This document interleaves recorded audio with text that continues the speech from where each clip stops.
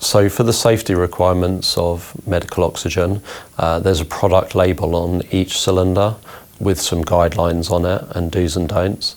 The main thing with medical oxygen, the main risk is fire, risk of fire. So oxygen enrichment obviously increases the likelihood of combustion. So yeah, don't store it near any naked flames, any extremes of heat. Also, oil and grease can react with oxygen as well, so we wouldn't want it near any oil or grease.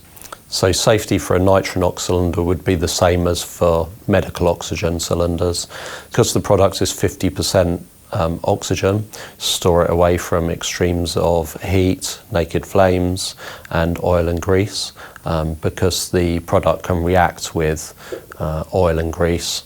It can ignite or cause ignition, and yeah, oxygen enrichment's very dangerous because it can increase the likelihood of a fire.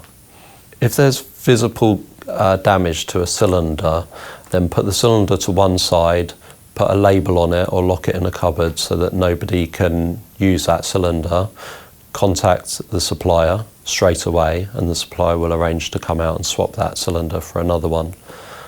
If the cylinder is out on location and needs to be transported in a vehicle and it has a visible sign of damage, we would say employ caution, perhaps contact the supplier and see if they'll meet on site to come and collect the cylinder. Otherwise, turn it onto a low flow rate if possible and just vent it to atmosphere outdoors, basically, not indoors.